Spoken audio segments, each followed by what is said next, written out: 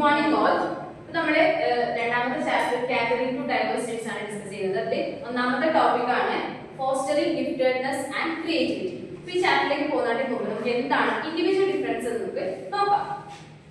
So individual differences refers to the variations or diversity among learners in their ability, interest, learning styles, speed and personality traits. അതായത് നമുക്കറിയാം ഒരു ക്ലാസ്സിൽ എല്ലാവരും equal ആണ് അല്ല, അതായത് ഓരോരുത്തർക്കും അവരുടേതായിട്ടുള്ള ഡിഫറെന്റ് ലേണിംഗ് സ്റ്റൈൽസ് ആയാലും അവരുടെ എബിലിറ്റീസ് ആയാലും ഇൻട്രസ്റ്റ് ആയാലും എല്ലാം പേഴ്സണാലിറ്റി ട്രേറ്റ്സ് എല്ലാം ഡിഫറെന്റ് ആണ്. അപ്പോൾ അതിനാണ് നമ്മൾ ഇൻഡിവിജ്വൽ ഡിഫറൻസസ് എന്ന് പറയുന്നത്. അതാണ് no two learners are exactly alike. That means one individual is entirely different from the other. അതാണ് ഇൻഡിവിജ്വൽ ഡിഫറൻസസിൽ പറയുന്നത്. നമ്മൾ അടുത്ത് നോക്കാൻ പോകുന്നത് ടൈപ്സ് ഓഫ് ലേണേഴ്സ്. എത്ര തരം ഡൈവേഴ്സ് ക്ലാസ്സിൽ എത്ര ടൈപ്പ് ഓഫ് ലേണേഴ്സ് ആണ് നോക്കാം. ഒന്നാമതാണ് ഗിഫ്റ്റഡ് ലേണേഴ്സ്, രണ്ടാമത്തേത് സ്ലോ ലേണേഴ്സ്, ദെൻ മൂന്നാമത് ഡിഫറെന്റ്ലി ഏബിൾഡ് ലേണേഴ്സ്, നാലാമത് ആവറേജ് ലേണേഴ്സ് ആൻഡ് അഞ്ചാമത് അണ്ടർ അച്ചീവേഴ്സ്. നമുക്ക് ഇതൊന്ന് ഡീറ്റെയിൽ ആയിട്ട് നോക്കാം. ഇതിൽ ഒന്നാമതാണ് ഗിഫ്റ്റഡ് ലേണേഴ്സ്. നമുക്ക് എന്താണെന്ന് നോക്കാം. ഗിഫ്റ്റഡ്നെസ് എന്ന് വെച്ചാൽ it refers to the child extraordinary ability or potential in one or more areas such as intellectual, creativity, artist and leadership or academic field. നമുക്കറിയാം ഒരു ക്ലാസ്സിൽ ഏറ്റവും സ്ലോ ആയിട്ട് പഠിക്കുന്ന കുട്ടിയുണ്ടാവും, ഏറ്റവും നല്ല ഹൈ ആവറേജ് ഉള്ള കുട്ടികളുണ്ടാവും. അവരെയാണ് നമ്മൾ ഗിഫ്റ്റഡ് ചിൽഡ്രൻ എന്ന് പറയുന്നത്. കാരണം അവർക്ക് കൂടുതലായിട്ടുള്ള എക്സ്ട്രാ ഓർഡിനറി എബിലിറ്റീസ് ആണ് അവർക്കുള്ളത്. അവർക്ക് പെട്ടെന്ന് ക്രിയേറ്റീവായിട്ട് ചിന്തിക്കാനും അതുപോലെ ലീഡർഷിപ്പ് ക്വാളിറ്റീസ് ഒക്കെ ഉള്ള കുട്ടികളെയാണ് നമ്മൾ ഗിഫ്റ്റഡ് ചിൽഡ്രൻ എന്ന് പറയുന്നത്. A gifted children learns faster, think deeply, ask advanced questions and show creativity beyond their level. അതായത് ആ കുട്ടികളെ ഏജിനേക്കാളും കൂടുതലായിട്ട് അവർക്ക് ചിന്തിക്കാനും അവർക്ക് ഒരു ക്യൂരിയോസിറ്റി ഉണ്ടാവും. അത് എന്താണെന്നുള്ള ക്യൂരിയോസിറ്റി ഉള്ളത് കൊണ്ട് തന്നെ അവർ കൂടുതൽ ക്വസ്റ്റ്യൻസ് ചോദിച്ചുകൊണ്ട് നിൽക്കും. സോ അത്തരത്തിലുള്ള കുട്ടികളെയാണ് നമ്മൾ ഗിഫ്റ്റഡ് ചിൽഡ്രൻ എന്ന് പറയുന്നത്. സോ നമുക്ക് അടുത്തതിന്റെ ക്യാരക്ടറിസ്റ്റിക്സ് ഓഫ് ഗിഫ്റ്റഡ് ചിൽഡ്രൻ നോക്കാം. ഒന്നാമത്തേതാണ് പറഞ്ഞത് quick understanding and strong memory. ഇത്തരം കുട്ടികൾക്ക് പെട്ടെന്ന് ക്യാപ്ചർ ചെയ്യാനായിട്ട് ഒരു കോൺസെപ്റ്റ് പറഞ്ഞു കൊടുത്താൽ അവർക്ക് പെട്ടെന്ന് ക്യാപ്ചർ ചെയ്യാൻ പെട്ടെന്ന് അണ്ടർസ്റ്റാൻഡ് ചെയ്യാൻ പറ്റുന്ന ഇത്തരം കുട്ടികളെയാണ് നമ്മൾ ഗിഫ്റ്റഡ് ചിൽഡ്രൻ. അവർക്ക് സ്ട്രോങ് മെമ്മറി ഉണ്ട്. അവർക്ക് ഒരു കാര്യം പറഞ്ഞു കൊടുത്താൽ അവർക്ക് മെമ്മറിയിൽ അവർ സൂക്ഷിച്ചു വെക്കും. അത്രത്തോളം കപ്പാബിലിറ്റി ഉള്ള കുട്ടികളാണ് ഗിഫ്റ്റഡ് ചിൽഡ്രൻ എന്ന് പറയുന്നത്. രണ്ടാമതാണ് ഹൈ ക്യൂരിയോസിറ്റി ആൻഡ് ഇമാജിനേഷൻ. നേരത്തെ പറഞ്ഞ കുട്ടികൾക്ക് ക്യൂരിയോസിറ്റി ഉണ്ട്. അപ്പൊ അതുകൊണ്ട് തന്നെ എനിക്ക് ഒരു കാര്യം എന്താണെന്ന് അറിയാൻ വേണ്ടി ഒരു ക്വസ്റ്റ്യൻ ചോദിച്ചുകൊണ്ടേയിരിക്കും. അതാണ് രണ്ടാമത്തേത് പറഞ്ഞ ഹൈ ക്യൂരിയോസിറ്റി ആൻഡ് ഇമാജിനേഷൻ. കുട്ടികൾ കൂടുതൽ ചിന്തിക്കാൻ തുടങ്ങും. അവർ ആ ഒരു ഏജ് ലെവലിനേക്കാളും കുറച്ചും കൂടി ബിയോണ്ട് ആയിട്ട് അവർ ചിന്തിച്ച് കാര്യങ്ങളിലേക്ക് എത്തുന്ന കുട്ടികളെയാണ് നമ്മൾ ഗിഫ്റ്റഡ് ചിൽഡ്രൻ എന്ന് പറയുന്നത്. ഇനി മൂന്നാമത്തെ ക്യാരക്ടറിസ്റ്റിക്സിൽ പറഞ്ഞത് preferences for complex and challenging task. ഇവര് ഇത്തരത്തിലുള്ള കുട്ടികൾ കൂടുതലായിട്ട് ചാലഞ്ചിങ് ആയിട്ടുള്ള ടാസ്കുകൾ എടുക്കാനായിരിക്കും മുതിരുന്നത്. കാരണം അവർക്ക് സിമ്പിൾ ആയിട്ടൊന്നും വേണ്ട, കുറച്ചും കൂടി അഡ്വഞ്ചർ ആയിട്ടുള്ള ചാലഞ്ചിങ് ആയിട്ടുള്ള ടാസ്കുകൾ എടുക്കാനായിരിക്കും അവർ പ്രിഫർ ചെയ്യുന്നത്. നാലാമത്തേതാണ് ഇൻഡിപെൻഡന്റ് ആൻഡ് ഒറിജിനൽ തിങ്കിങ്. ഇവര് ആരെയും ഡിപ്പെൻഡ് ചെയ്യില്ല. ഇവർക്ക് ഒരു കോൺസെപ്റ്റ് കിട്ടിക്കഴിഞ്ഞാൽ അത് ഇവര് തന്നെ ആയിട്ടൊരു കൺക്ലൂഷനിലേക്ക് എത്തുകയാണ് ചെയ്യുന്നത്. സോ ഇവര് ഇൻഡിപെൻഡന്റ് ആയിട്ടും ഒറിജിനൽ തിങ്കിങ് ഇവർ തന്നെ ഐഡിയാസ് ഒക്കെ ഉണ്ടാക്കുന്നതാണ് ഇവര് ഗിഫ്റ്റഡ് ചിൽഡ്രൻ. ഇനി അഞ്ചാമതാണ് സെൻസിറ്റിവിറ്റി ആൻഡ് പെർഫെക്ഷനിസം. കാരണം ഇവർക്ക് ഒരു പെർഫെക്ഷൻ വേണം, ഒന്നും പകുതി വഴിയിൽ വെക്കില്ല. ഇവർക്ക് ഒരു പെർഫെക്ഷനിസം ഉണ്ട്. അതായത് ഒരു കോൺസെപ്റ്റ് പഠിച്ചാൽ അല്ലെങ്കിൽ ഒരു സാധനം ഉണ്ടാക്കുന്നുണ്ടെങ്കിലോ ഒരു അണ്ടർസ്റ്റാൻഡ് ചെയ്താൽ ഒരു പെർഫെക്റ്റ് ആയിട്ടായിരിക്കും ആ ഒരു കോൺസെപ്റ്റ് എടുക്കുന്നുണ്ടാവും. ഇത്രയാണ് നമ്മുടെ ക്യാരക്ടറിസ്റ്റിക്സ് ഓഫ് ഗിഫ്റ്റഡ് ചിൽഡ്രൻ പറഞ്ഞത്. ഇനി നമുക്ക് അടുത്ത് നോക്കാനായിട്ട് പോകുന്നത് ക്രിയേറ്റിവിറ്റി ആണ്. സോ ക്രിയേറ്റിവിറ്റി എന്ന് വെച്ചാൽ it is a capacity to think in a new ways, develop original ideas and produce meaningful outcome. അതായത് ക്രിയേറ്റിവിറ്റി എന്ന് വെച്ചാൽ നമ്മൾ പുതിയൊരു ചിന്തയിലൂടെ ചിന്തിക്കുക, അല്ലെങ്കിൽ ഒറിജിനൽ ആയിട്ട് ഐഡിയാസ് ഉണ്ടാക്കുക, അതുപോലെ തന്നെ അതിലൂടെ ഒരു മീനിങ്ഫുൾ ആയിട്ടുള്ള ഔട്ട്കം ഡെവലപ്പ് ചെയ്യാന്നുള്ളതാണ് ക്രിയേറ്റിവിറ്റി കൊണ്ട് പറയുന്നത്. It involves imagination, curiosity and the ability to look at the problems in different ways. നമുക്ക് ഒരു പ്രോബ്ലം കിട്ടിക്കഴിഞ്ഞാൽ അത് ഒറ്റ ആംഗിളിലൂടെ കാണാതെ നമ്മൾ ഡിഫറെന്റ് ആയിട്ടുള്ള ആംഗിൾസിലൂടെ കണ്ടുകൊണ്ട് അതിനൊരു സൊല്യൂഷൻ കണ്ടുപിടിക്കുക. അത് ഇത്തരത്തിലുള്ള ക്രിയേറ്റിവിറ്റി കഴിവുള്ളവർക്കുള്ള സംഭവമാണ്. സോ ഫീച്ചേഴ്സ് ഓഫ് ക്രിയേറ്റിവിറ്റി എന്താണെന്ന് നോക്കാം. ഒന്നാമതാണ് ഒറിജിനാലിറ്റി. അതായത് ഇവർ പുതിയതായിട്ടുള്ള ഐഡിയാസ് ഉണ്ടാക്കുന്നതാണ്. കാരണം ഡിഫറെന്റ് വേസിലൂടെ ചിന്തിച്ചുകൊണ്ട് പുതിയൊരു ഐഡിയ ക്രിയേറ്റ് ചെയ്യുന്നതാണ് ക്രിയേറ്റിവിറ്റി എന്ന് പറയുന്നത്. അതാണ് ഒറിജിനാലിറ്റി. രണ്ടാമതാണ് ഫ്ലുവൻസി. ഇത് മെയിൻ ഐഡിയാസ്. കാരണം ഒരു സംഭവം കിട്ടിക്കഴിഞ്ഞാൽ ഇവർ അതിൽ നിന്നും കൂടുതലായിട്ട് ഐഡിയാസ് ക്രിയേറ്റ് ചെയ്യുന്നുണ്ട്. അതാണ് ഫ്ലുവൻസി. മെയിൻ ഐഡിയാസ് അവർ ക്രിയേറ്റ് ചെയ്യുന്നത്. മൂന്നാമതാണ് ഫ്ലെക്സിബിലിറ്റി. ഫ്ലെക്സിബിലിറ്റി എന്ന് വെച്ചാൽ ഒരു സാധനത്തിൽ അവർ ഡിഫറെന്റ് ആയിട്ടുള്ള അപ്രോച്ചസിലൂടെ അത് എൻ്റർ ചെയ്യുന്നതിനാണ് ഡിഫറെന്റ് അപ്രോച്ചസ് അല്ലെങ്കിൽ ഫ്ലെക്സിബിലിറ്റി എന്ന് പറയുന്നത്. നാലാമതാണ് ഇലാബറേഷൻ കൂടുതലായിട്ടുള്ള കോൺസെപ്റ്റുകൾ ആഡ് ചെയ്തുകൊണ്ട് അതൊന്ന് ഡീറ്റെയിലിംഗ് ചെയ്യാനായിട്ട് നോക്കും. അഞ്ചാമത്താണ് ഇമാജിനേഷൻ. അവർ ആ ഒരു ഏജ് ലെവലിൽ നിന്ന് അവർ കുറച്ചുകൂടി ബിയോണ്ട് ആയിട്ട് ചിന്തിക്കുകയും ചെയ്യുന്നതാണ് ഇവിടെ ഇമാജിനേഷൻ എന്ന് പറയുന്നത്. ഇത്രയാണ് ക്രിയേറ്റിവിറ്റിയുടെ ഫീച്ചേഴ്സ് ആയിട്ട് വരുന്നത്. അപ്പൊ നമ്മൾ അടുത്തത് നോക്കാൻ പോകുന്നത് thinking skills related to creativity ആണ്. മെയിൻ ആയിട്ടും 3 സ്കില്ലാണ് ഉള്ളത്. ഒന്നാമത് ക്രിട്ടിക്കൽ തിങ്കിങ്, രണ്ടാമത് പ്രോബ്ലം സോൾവിങ് ആൻഡ് മൂന്നാമത് ലോജിക്കൽ തിങ്കിങ്. ഇത് മൂന്നെണ്ണത്തിന്റെ ഇതാണ് thinking skills related to creativity എന്ന് പറയുന്നത്. ഓരോന്ന് എന്തൊക്കെയാണ് നമുക്ക് നോക്കാം. ഒന്നാമത്തേതാണ് ക്രിട്ടിക്കൽ തിങ്കിങ്. ക്രിട്ടിക്കൽ തിങ്കിങ് എന്ന് വെച്ചാൽ means analysing, evaluating and making reasoned judgement. It helps learners think logically instead of accepting ideas blindly. അതായത് ക്രിട്ടിക്കൽ സാധനങ്ങൾ ക്രിട്ടിസൈസ് ചെയ്യുകയും അനലൈസ് ചെയ്തിട്ട് ഒരു കൺക്ലൂഷനിലേക്ക് എത്തുന്നതിനെയാണ് നമ്മൾ ക്രിട്ടിക്കൽ തിങ്കിങ് എന്ന് പറയുന്നത്. കാരണം ഒരു കാര്യം ബ്ലൈൻഡ് ആയിട്ട് വിശ്വസിക്കുക, അത് എന്താണെന്നതൊക്കെ ഒരു ക്രിട്ടിസൈസ് ചെയ്തുകൊണ്ട് അതിനെക്കുറിച്ച് കൂടുതലായിട്ട് അനലൈസ് ചെയ്തിട്ടായിരിക്കും ഒരു ഔട്ട്കമ്മിലേക്ക് എത്തുന്നത്. അതാണ് ക്രിട്ടിക്കൽ തിങ്കിങ് എന്ന് പറയുന്നത്. അതിന്റെ കുറച്ച് സ്ട്രാറ്റജീസ് ഉണ്ട്. ഒരു ക്രിട്ടിക്കൽ തിങ്കിങ് ചെയ്യാൻ വേണ്ടിയിട്ട് ആസ് എ ടീച്ചർ എന്തെങ്കിലും നമ്മൾ എന്തൊക്കെ കാര്യങ്ങൾ കുട്ടികൾക്ക് ചെയ്തു കൊടുക്കണം എന്നുള്ളതാണ് നമ്മൾ സ്ട്രാറ്റജീസ് ടു ഡെവലപ്പ് ക്രിട്ടിക്കൽ തിങ്കിങ്ങിൽ നോക്കാൻ പോകും. അതിൽ ഒന്നാമത്തെ സ്ട്രാറ്റജീസ് ആണ് പറയുന്നത് ക്വസ്റ്റ്യനിങ് ടെക്നിക്. ക്വസ്റ്റ്യനിങ് ടെക്നിക് എന്ന് വെച്ചാൽ കുട്ടികളുടെ കുറച്ചും കൂടി അത് ക്രിട്ടിസൈസ് ചെയ്ത് ക്രിട്ടിക്കലി അവർ ചിന്തിക്കാൻ വേണ്ടിയിട്ട് ഓപ്പൺ എൻഡഡ് ആയിട്ടുള്ള ക്വസ്റ്റ്യൻസ് ചോദിക്കുക, അല്ലെങ്കിൽ പ്രൊവോക്കിംഗ് ടൈപ്പ് ക്വസ്റ്റ്യൻസ് ഒക്കെ ചോദിച്ചുകൊണ്ട് ഒരു കോൺസെപ്റ്റിൽ നിന്ന് സ്റ്റെപ്പ് ചെയ്യാതെ അത് കൂടുതലായിട്ട് ഡീറ്റെയിൽ ആയിട്ട് അവർ അനലൈസ് ചെയ്ത് ഉത്തരം കണ്ടുപിടിക്കാൻ വേണ്ടിയിട്ട് അവർക്ക് എന്ത് ചെയ്യാം, ഓപ്പൺ എൻഡഡ് സെഷൻസ് പോലുള്ള ക്വസ്റ്റ്യനെയർ ഒക്കെ കൊടുക്കുക. അതാണ് ഒന്നാമത്തെ സ്ട്രാറ്റജിയിൽ പറഞ്ഞത് ക്വസ്റ്റ്യനിങ് ടെക്നിക്. രണ്ടാമത്തെ ടെക്നിക്കാണ് ഡിബേറ്റ് ആൻഡ് ഡിസ്കഷൻ. അതൊരു ടോപ്പിക് കൊടുത്തിട്ട് കുട്ടികളുടെ ഒപ്പീനിയൻ എന്താണെന്നുള്ളത് നമുക്ക് അറിയാൻ വേണ്ടിയിട്ട് നമ്മുടെ ഡിബേറ്റുകൾ അല്ലെങ്കിൽ ഡിസ്കഷൻസ് പോലുള്ളത് provide encourage students to share opinions and justify their reason. അവർക്ക് അവരുടേതായിട്ടുള്ള ഒപ്പീനിയൻസ് പറയാനും അതിന്റെ റീസൺ എന്താണ് അവരങ്ങനെ എന്തുകൊണ്ടാണ് അങ്ങനെ പറഞ്ഞതൊക്കെ നമുക്ക് മനസ്സിലാക്കാനായിട്ടും ത്രൂ ഡിസ്കഷൻ അല്ലെങ്കിൽ ഡിബേറ്റ് ആക്ടിവിറ്റീസിലൂടെ നമുക്ക് സാധിക്കും. അതാണ് രണ്ടാമത്തെ സ്ട്രാറ്റജിയിൽ പറഞ്ഞിട്ടുള്ളത്. ഇനി മൂന്നാമതാണ് പ്രോബ്ലം ബേസ്ഡ് ടാസ്ക്. ഇതിൽ പറയുന്നത് give activities where students analyse and make decision. അപ്പോൾ കുട്ടികളെ കുറച്ചുകൂടി ആക്ടിവിറ്റി ബേസ്ഡ് ആയിട്ടുള്ള കൊടുക്കുക. അതായത് അവർക്ക് അതിന്റെ ആ ഒരു പ്രോബ്ലം അല്ലെങ്കിൽ ആ ഒരു ആക്ടിവിറ്റി അവർ അനലൈസ് ചെയ്തിട്ട് എന്താണ് ആ പർട്ടിക്കുലർ കോൺസെപ്റ്റ് എന്നുള്ളത് കുട്ടികൾ തന്നെ അനലൈസ് ചെയ്തെടുക്കുന്നതാണ് പ്രോബ്ലം ബേസ്ഡ് ടാസ്ക്. അവർക്ക് ആക്ടിവിറ്റി ബേസ്ഡ് അവർക്ക് കോൺസെപ്റ്റ് ഉണ്ടായിരിക്കുക. അതാണ് പ്രോബ്ലം ബേസ്ഡ് ടാസ്ക് എന്ന് പറയുന്നത്. നാലാമതാണ് കേസ് സ്റ്റഡി. കേസ് സ്റ്റഡി നമ്മൾ present real life situations four analysis and evaluation. അതായത് കുട്ടികൾക്ക് ഇപ്പോഴുള്ള പ്രസന്റ് ആയിട്ട് സൊസൈറ്റി നടക്കുന്ന ഇഷ്യൂ അവർക്ക് കൊടുത്തിട്ട് ഇതെന്താണെന്നുള്ളത് അനലൈസ് ചെയ്യാനുള്ള ഒരു ആക്ടിവിറ്റി കൊടുക്കുക. അതാണ് കേസ് സ്റ്റഡി. അവർ അനലൈസ് ചെയ്തിട്ട് എന്താണെന്ന് ഇവാലുവേഷനും കൂടി നമുക്ക് കുട്ടികൾ ആർജിച്ചെടുക്കുന്നത് പോലെ നമുക്ക് കേസ് സ്റ്റഡീസ് കൊടുക്കാം. അപ്പൊ ഇത്രയാണ് നമ്മുടെ സ്ട്രാറ്റജീസ് പറഞ്ഞിട്ടുള്ളത്. നമുക്ക് രണ്ടാമത്തെ തിങ്കിങ് സ്കിൽസ് ആയ പ്രോബ്ലം സോൾവിംഗ് എന്താ നോക്കാം. പ്രോബ്ലം സോൾവിംഗിൽ വരുന്നതാണ് process of identifying A problem, generating possible solutions, choosing the best one and applying it effectively. അതായത് നമുക്കറിയാം ഡിഫറെന്റ് പ്രോബ്ലംസ് നമ്മുടെ മുന്നിൽ ഉണ്ടാവും. അപ്പൊ അതിനൊക്കെ കുറെ ഓൾട്ടർനേറ്റീവ് സൊല്യൂഷൻസ് ഉണ്ടാവും. സോ അതിൽ നിന്നൊക്കെ എന്താണ് ഏറ്റവും ബെസ്റ്റ് ആയിട്ടുള്ള സൊല്യൂഷൻ ഏതാണ് അത് ചൂസ് ചെയ്തിട്ട് അത് അപ്ലൈ ചെയ്ത ആ സൊല്യൂഷന്റെ ഫൈൻഡിങ് പ്രോബ്ലത്തിന് ഒരു സൊല്യൂഷൻ കണ്ടുപിടിക്കുന്ന ഒരു മെത്തഡാണ് പ്രോബ്ലം സോൾവിംഗ് എന്ന് പറയുന്നത്. It helps learners apply their knowledge and creativity to overcome the challenge. ഇതുവരെ പഠിച്ച തിയറിറ്റിക്കലി പഠിച്ച കാര്യങ്ങൾക്ക് ഇവർക്ക് ആ ഒരു സൊല്യൂഷൻ കണ്ടെത്തുന്നതിലൂടെ നമുക്ക് അപ്ലൈ ചെയ്യാനായിട്ട് പറ്റും. അതാണ് ഇവിടെ പ്രോബ്ലം സോൾവിംഗിൽ പറഞ്ഞിട്ടുള്ളത്. ഇനി നമുക്ക് നോക്കാൻ പോകുന്നത് സ്ട്രാറ്റജീസ്. നമ്മൾ നേരത്തെ പറഞ്ഞ പോലെ ക്രിട്ടിക്കൽ തിങ്കിങ് ഫോസ്റ്റർ ചെയ്യാൻ വേണ്ടി ചെയ്ത പോലെ ഇവിടെ ഒരു പ്രോബ്ലം സോൾവിംഗ് സ്കില്ല് കുട്ടികളുടെ പ്രോബ്ലം സോൾവിംഗ് സ്കില്ല് നമ്മൾ കുറച്ചും കൂടി ഡെവലപ്പ് ചെയ്യാൻ വേണ്ടിയിട്ട് എന്തൊക്കെ സ്ട്രാറ്റജീസ് കൊടുക്കണം എന്നുള്ളതാണ് നോക്കാൻ പോകുന്നത്. അതിലൊന്നാമതാണ് project based learning. Project based ലേണിംഗിൽ പറയുന്നത് it allow students to work on real world projects where they must solve problems. അതായത് അവരുള്ള നേരത്തെ കേസ് സ്റ്റഡി പറഞ്ഞ പോലെ തന്നെ അവർക്കൊരു റിയൽ ലൈഫിലുള്ള പ്രോബ്ലംസ് അവർക്ക് ഇട്ട് കൊടുക്കാം. അങ്ങനെ കൊടുക്കുമ്പോൾ അതുകൊണ്ടൊക്കെ എങ്ങനെ അവരങ്ങനെ ബിഹേവ് ചെയ്യുന്നു, അവരതെങ്ങനെ അനലൈസ് ചെയ്യുന്നു, അതിലുള്ള അവർക്ക് എങ്ങനെ ചാലഞ്ചസ് അതെങ്ങനെ ഓവർകം ചെയ്തു വരുന്നു എന്നുള്ളത് നോക്കാൻ വേണ്ടി അവർക്ക് പ്രൊജക്ട് ബേസ്ഡ് ലേണിംഗ് സ്ട്രാറ്റജീസ് കുട്ടികൾക്ക് കൊടുക്കാം. അത് ഒന്നാമത്തെ സ്ട്രാറ്റജിയിൽ പറയുന്നത്. രണ്ടാമത്തേതാണ് games and puzzle.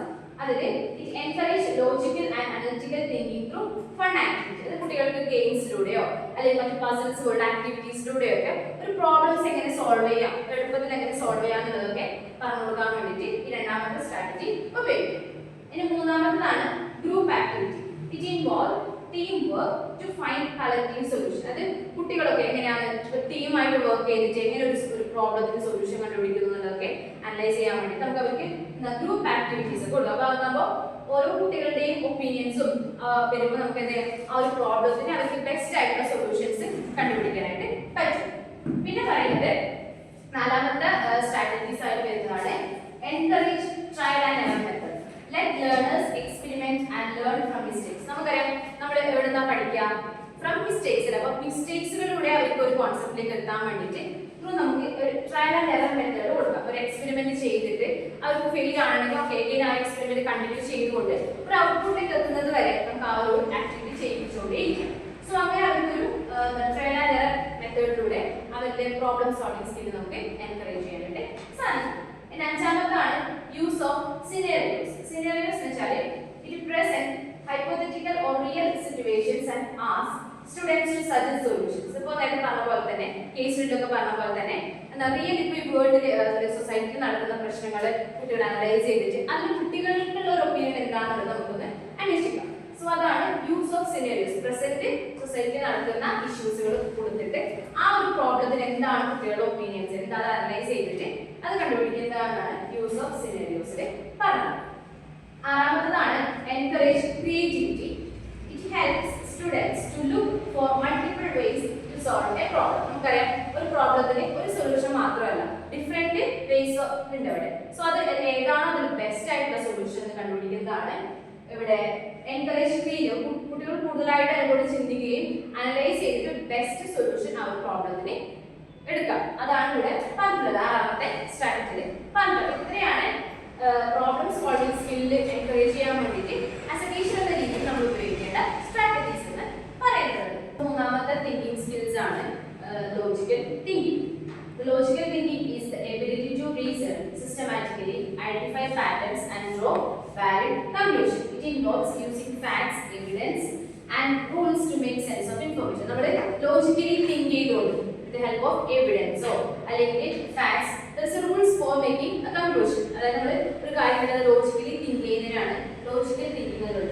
It is closely connected to mathematics. കാരണം മാത്തമാറ്റിക്സ്, റീസണിങ്, സയന്റിഫിക് അനാലിസിസ് ഒക്കെയാണ് ലോജിക്കൽ തിങ്കിങ് എന്ന കോൺസെപ്റ്റ് വരുന്നത്. കാരണം മാത്തമാറ്റിക്സ് നമ്മൾ സ്റ്റെപ്പ് ബൈ സ്റ്റെപ്പ് ഒക്കെ നമ്മൾ ചെയ്യുന്ന കാര്യങ്ങളാണ് ലോജിക്കൽ തിങ്കിങ്ങിൽ വരുന്നത്. ഇനി നമുക്ക് ലോജിക്കൽ തിങ്കിങ് സ്കില്ല് ഫോസ്റ്റർ ചെയ്യാൻ വേണ്ടിയിട്ട് എന്തൊക്കെ സ്ട്രാറ്റജീസ് വേണമെന്നുള്ളത് നോക്കാം. ഒന്നാമത്തെ സ്ട്രാറ്റജീസ് ആണ് യൂസ് ഓഫ് റീസണിങ് ആക്ടിവിറ്റീസ്. അതിൽ പറയുന്നത് give exercises in sequencing, classifying and pattern recognition. അതായത് കുട്ടികൾ ഇത്തരത്തിലുള്ള ലോജിക്കൽ തിങ്കിങ് ഉണ്ടാക്കാൻ വേണ്ടിയിട്ട് ക്ലാസിഫിക്കേഷൻ പോലുള്ള പ്രോബ്ലംസ് അല്ലെങ്കിൽ പാറ്റേൺ റെക്കഗ്നിഷനുള്ള ആക്ടിവിറ്റീസ് ആയാലും സീക്വൻസ് ഒരു സാധനം കൊടുത്തത് ഓർഡർ ചെയ്യിപ്പിക്കുന്ന പോലുള്ള ആക്ടിവിറ്റീസ് ഒക്കെ കൊടുത്തുകൊണ്ട് കുട്ടികളിൽ ലോജിക്കൽ തിങ്കിങ്ങുള്ള സ്കിൽ എന്ത് ചെയ്യാൻ നമുക്ക് ഡെവലപ്പ് ചെയ്യാൻ പറ്റും ത്രൂ റീസണിങ് ആക്ടിവിറ്റീസിലൂടെ. അതാണ് ഒന്നാമത്തെ സ്ട്രാറ്റജിയിൽ പറയുന്നത്. രണ്ടാമത്തേതാണ് mathematical and scientific reasoning. It teach students to analyse problem step by step. ഇപ്പൊ നമ്മൾ മാത്സിലൊക്കെ ആണെങ്കിൽ ഒരു പ്രോബ്ലം കൊടുത്താൽ കുട്ടികളത് ആൻസർ ചെയ്യുന്നത് എങ്ങനെയാ, സ്റ്റെപ്പ് ബൈ സ്റ്റെപ്പ് ആയിട്ട് അത്തരത്തിലുള്ള പ്രോബ്ലംസ് കൊടുക്കുക. അതായത് ഒരു പെർട്ടിക്കുലർ ആക്ടിവിറ്റി കിട്ടിയാൽ ഒരു പെർട്ടിക്കുലർ പ്രോബ്ലം കിട്ടിയത് സ്റ്റെപ്പ് ബൈ സ്റ്റെപ്പ് ആയ ഒരു സൊല്യൂഷനിലേക്ക് എത്താൻ വേണ്ടിയിട്ട് ഇത്തരത്തിലുള്ള മാത്തമാറ്റിക്കൽ ആയാലും അല്ലെങ്കിൽ സയന്റിഫിക് റീസണിങ് ആക്ടിവിറ്റീസിലൂടെ നമുക്ക് എന്ത് ചെയ്യാം, കുട്ടികൾക്ക് സ്റ്റെപ്പ് ബൈ സ്റ്റെപ്പിലൂടെ ഉത്തരത്തിലേക്ക് എത്താനായിട്ട് സാധിക്കും. അതാണ് രണ്ടാമത്തെ സ്ട്രാറ്റജീസിൽ പറഞ്ഞിട്ടുള്ളത്. ഇനി മൂന്നാമത്താണ് ആർഗ്യുമെന്റ് മാപ്പിംഗ്. ആർഗ്യുമെന്റ് മാപ്പിംഗ് എന്ന് വെച്ചാൽ let students organize thoughts logically while presenting an opinion. ഇപ്പോൾ നമ്മൾ കുട്ടികളുടെ ഒപ്പീനിയൻ ചോദിക്കുന്ന സമയത്ത് അവർ പറയുന്ന ഒപ്പീനിയൻ സ്റ്റെപ്പ് ഒരു ഓർഡറിൽ അവർ മൈൻഡിൽ വെച്ചുകൊണ്ട് അതൊന്ന് മാപ്പിംഗ് ചെയ്തിട്ട് വേണം അവർ ഒപ്പീനിയൻ ചെയ്യാൻ വേണ്ടി. സോ അത്തരത്തിലുള്ള ആക്ടിവിറ്റീസ് കൊടുക്കുന്ന സ്ട്രാറ്റജീസ് ആണ് ആർഗ്യുമെന്റ് മാപ്പിംഗ്. അതാണ് മൂന്നാമത്തെ സ്ട്രാറ്റജിയിൽ പറഞ്ഞിട്ടുള്ളത്. നാലാമത്തെ സ്ട്രാറ്റജീസ് ആണ് പസിൽ ആൻഡ് ബ്രെയിൻ ടീസേഴ്സ്. ഇതിൽ പറഞ്ഞത് strengthening logical reasoning through fun activities. അതായത് കുട്ടികൾക്ക് ഇൻട്രസ്റ്റ് ആയിട്ടുള്ള ആക്ടിവിറ്റീസ് കൊടുത്തുകൊണ്ട് അവരുടെ ലോജിക്കൽ തിങ്കിങ് ക്രിയേറ്റ് ചെയ്യിക്കുക എന്നുള്ളതാണ് ഇവിടെ പറയുന്നത്. പസിൽസ് ആയാലും മറ്റ് ഗെയിംസ് ഒക്കെ നമുക്ക് കൊടുക്കാം. ഇപ്പോൾ സീക്വൻഷ്യൽ ആയിട്ട് പാറ്റേൺ ഐഡന്റിഫിക്കേഷൻ പോലുള്ള ഗെയിംസ് ഒക്കെ കൊടുക്കാം.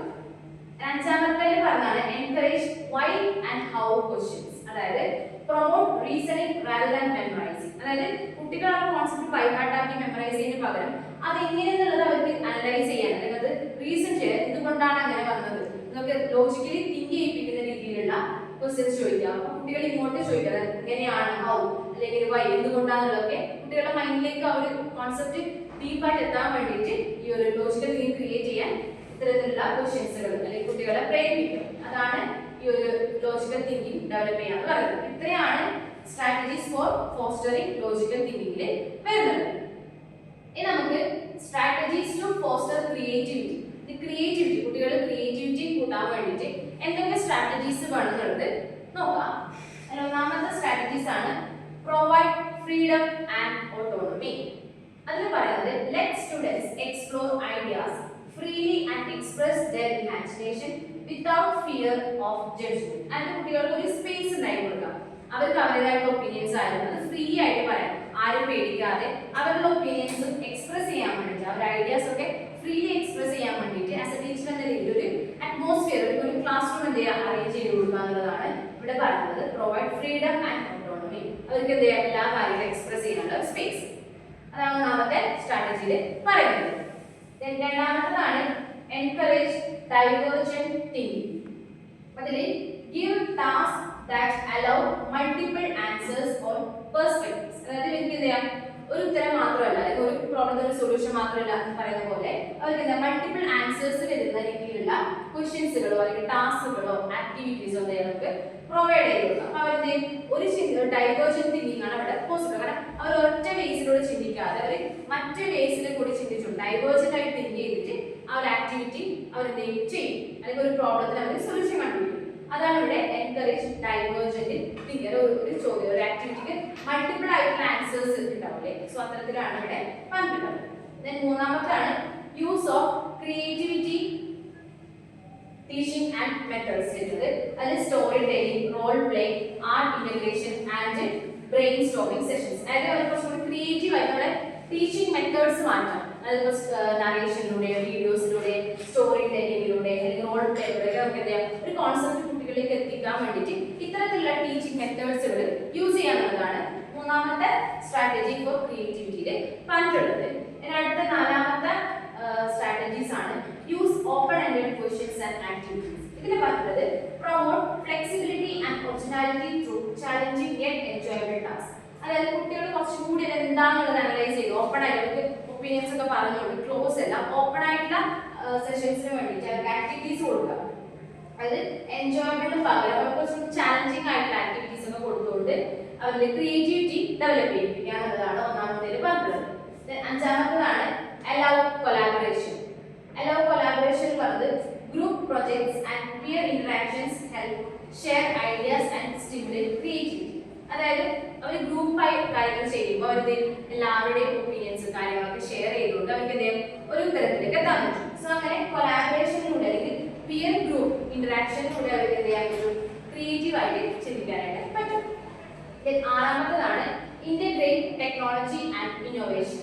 ഇതിൽ use digital tools, stimulations and creative apps to enhance exploration. അതായത് സാധാരണ ട്രഡീഷണൽ മെത്തേഡിന് പകരം ഡിജിറ്റൽ ആയിട്ടുള്ള ICT പോലുള്ള ഉപയോഗിച്ചുകൊണ്ട് വീഡിയോസ് കാണിക്കാം, ഓഡിയോസ് കേൾപ്പിക്കാം. സോ കുറച്ചും കൂടി ക്രിയേറ്റീവ് ആയിട്ട് കുട്ടികളെ ടെക്നോളജിക്കലി അതുകൊണ്ട് കണക്ട് ചെയ്യാൻ വേണ്ടിയിട്ട് എന്ത് ചെയ്യാം, ഇന്നോവേറ്റീവ് ആയിട്ട് ഐഡിയാസ് ഒക്കെ നമുക്ക് ടീച്ചിങ് മെത്തേഡിൽ യൂസ് ചെയ്യാനായിട്ട് സാധിക്കും. അപ്പൊ ഇത്രയാണ് നമ്മുടെ സ്ട്രാറ്റജീസ് ഫോർ ഫോസ്റ്ററിംഗ് ക്രിയേറ്റിവിറ്റിയിൽ പറഞ്ഞിട്ടുള്ളത്. നമ്മൾ അടുത്ത് നോക്കാൻ പോകുന്നത് learning experience for gifted children. Gifted children എന്താണെന്ന് നോക്കി.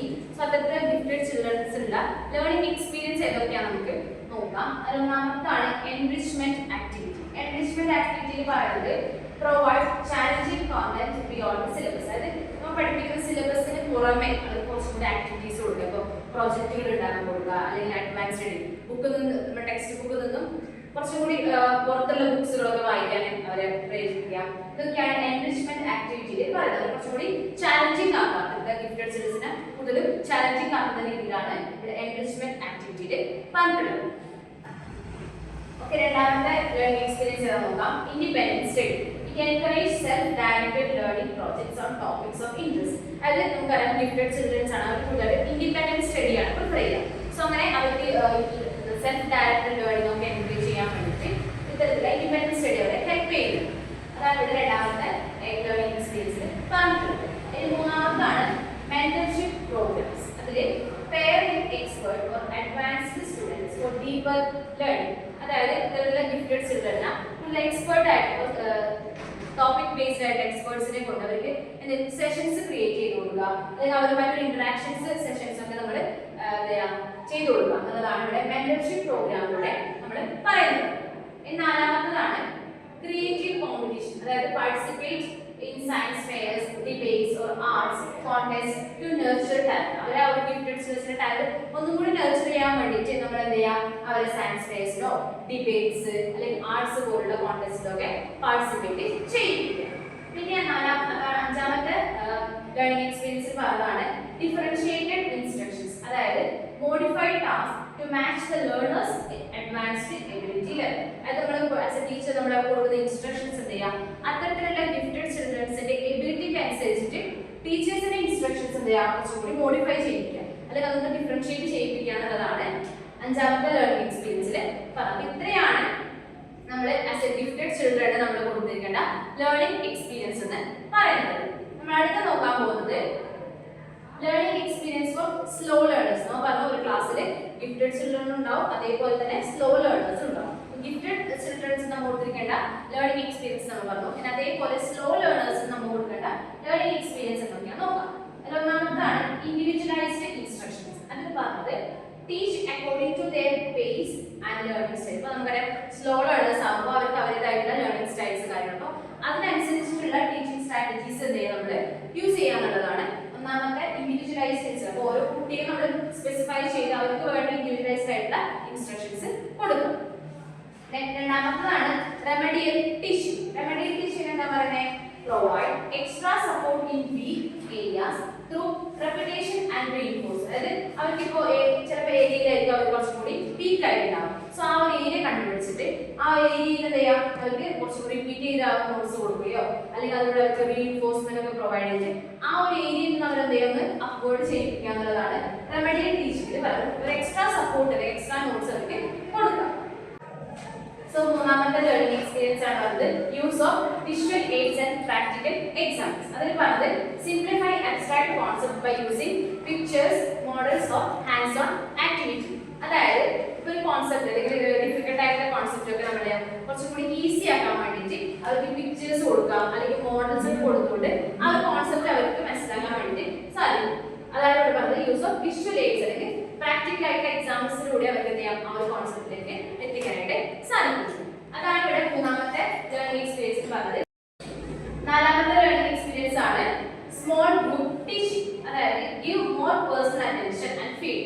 അത് അത്തരത്തിലുള്ള കുട്ടികൾ നമ്മൾ പേഴ്സണൽ ആയിട്ട് അവർ എന്ത് ചെയ്യാം ഒരു അറ്റൻഷൻ കൊടുക്കുക അല്ലെങ്കിൽ അവരെ ശ്രദ്ധിക്കുക, എന്നിട്ട് അവർക്ക് വേണ്ട കാര്യങ്ങളൊക്കെ ചെയ്തു കൊടുക്കുക. അതാണ് ഇവിടെ സ്മോൾ ഗ്രൂപ്പ് ടീച്ചിങ്. അപ്പോൾ അത്തരത്തിലുള്ള സ്ലോ ലേണേഴ്സിനെ ഒരുമിച്ച് കൊണ്ടുവന്ന് അവർക്ക് വേണ്ട അറ്റൻഷൻ കൊടുക്കുക, അവർക്ക് വേണ്ട നോട്ട്സും സപ്പോർട്ടും കൊടുക്കുന്നതാണ് ഈ നാലാമത്തെ ലേണിംഗ് എക്സ്പീരിയൻസിൽ പറഞ്ഞത്.